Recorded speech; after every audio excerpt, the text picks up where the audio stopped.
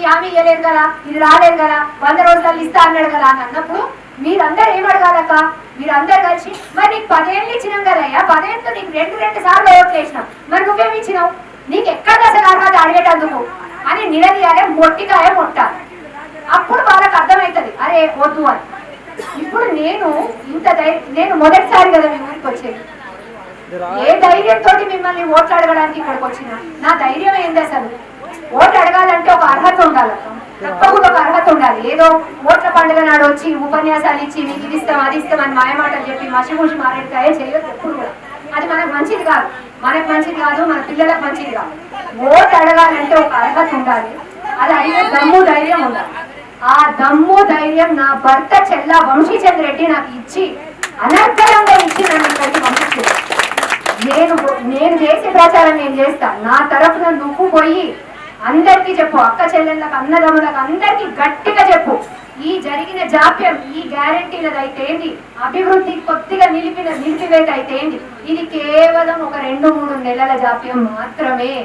ఆ తర్వాత నేను వచ్చి శంకరన్న నేను కలిసి రేవంత్ అన్న దగ్గరికి పోయి అన్న మన ప్రాంతం చాలా వెనుకబడిపోయి ఉంది, వాళ్ళు నమ్మి రెండోసారి మళ్ళీ నాకు కూడా ఓట్లు వేసిండ్రు అని చెప్పి రేవంత్ అన్నను ఒప్పించి, ఆయన ఆల్రెడీ సుముఖంగా ఉన్నాడు ఎందుకంటే మన ప్రాంతం అని కదన్న, ఆ నమ్మకాన్ని మన ప్రజలు మళ్ళా నిలబెట్టిండ్రు అని చెప్పి ఆయన ఒప్పించి కూడా మనకి నిధులను తీసుకొస్తాడు, మన ప్రాంతాన్ని అభివృద్ధి పరుస్తాడు.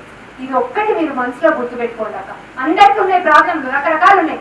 ఇండ్ల ప్రాబ్లం అందరిది, ఒకరికి పెన్షన్ రాలేదు, ఒకరికి ఇంకో ప్రాబ్లం ఉద్యోగం లేదనే ప్రాబ్లం, ఒకరికి నీళ్ల ప్రాబ్లం, ఒకరికి రుణమాఫీ ప్రాబ్లం, ఇట్లా రకరకాల ప్రాబ్లంలు ఉన్నాయి. అవునా కాదా? కరెక్ట్. ప్రతి ఒక్కరికి ఒక సమస్య ఉంది. ఆ సమస్యను తీరుస్తారనే కదా మనం ఇందిరమ్మ రాజ్యాన్ని తెచ్చుకుంది. మళ్ళా మనకి తీర్వాలే కూడా తెచ్చినప్పుడు తీరుస్తా అనే ధైర్యం అనే అది ఉంటే తప్ప మళ్ళీ ఓట్లాడడానికి రావద్దు. ఆ ధైర్యం నాకు ఉంది కాబట్టి వంశీచంద్ర రెడ్డి గారు తప్పకుండా శంకరన్నతో కలిసి కొట్లాడి నిధులు తీసుకొచ్చి ఇచ్చిన హామీలు ప్రతి గడపకు చేరేస్తాడు అనే నమ్మకం నాకు ఉంది కాబట్టి ఈ రోజు నేను ఈ పర్వతాపురంకి వచ్చి మీ అందరినీ సవినయంగా ఆయనకి ఓటేయాలని అడగగలుగుతున్నాను. ఎక్కువ సమయం తీసుకున్నందుకు నన్ను క్షమించాలి. మీరందరూ కూడా నా కోసం 2.5 గంటల నుంచి ఇక్కడ ఎండనక కూర్చున్నారన్నారు. నన్ను నిజంగా క్షమించాలక్క. ఎంతో పెద్ద మనసుతోటి నా మనసులో మాటలు పంచుకోవడానికి మీరు ఇంత సమయం నా కోసం వెయిట్ చేసి ఇక్కడ ఉంది. నేను చెప్పింది మీరు చాలా ప్రేమతోటి విని, అక్క నేను మాట్లాడబోతుంటే నాకు కుక్కే పడ్డదని, తల్లి నువ్వు ముందు నీళ్ళు తాగు తల్లి, నీళ్ళు తాగినాక మాట్లాడదు అని అన్నారు. ఆ ప్రేమ అభిమానం చాలక్క. అక్కడనే తెలిసిపోతుంది నాకు మీ అందరికీ కాంగ్రెస్ ప్రభుత్వం అంటే ఎంత అభిమానం ఉందో. మీరు సమయం తప్పకుండా ఇస్తారని, మళ్ళీ చేయి గుర్తు కోటేసి వంశాలను గెలిపిస్తారని నాకు ఆ చిరునవ్వులనే హామీ వచ్చిందని నేను గట్టిగా నమ్ముతున్నానక్క.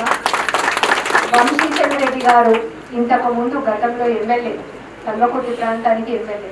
మీరు అక్కడి నుంచి ఎవరైనా కనుక్కున్నా కూడా మీకు తెలిసేది ఒకటే, చెప్పేదే చేస్తాడు, చేసేదే చెప్తాడు.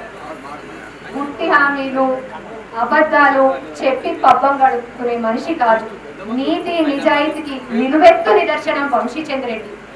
ఏ ఒక్క 20 ఏళ్ళ ఆయన రాజకీయ ప్రస్థానంలో ఏ ఒక్క అవినీతి ఆరోపణ లేని రాజకీయ నాయకుడు ఉన్నాడంటే వల్ల కొద్ది చెప్తున్నది నా భర్త వంశీచంద్ర రెడ్డి ఒక్కడే అని. ఆ ధైర్యంతో నేను ఈరోజు మీ అందరి ముందుకు వచ్చి సవినయంగా స్వామివారి దగ్గర కొబ్బరికాయ కొట్టి మీ అందరినీ కూడా సవినయంగా కోరేది ఏంటంటే, చేయి గుర్తు కోటేసి వంశీచంద్ర రెడ్డి గారిని వచ్చే ఎన్నికల్లో భారీ మెజారిటీతో గెలిపించాలని కోరుతున్నాను. ఈ సమయాన్ని ఇచ్చినందుకు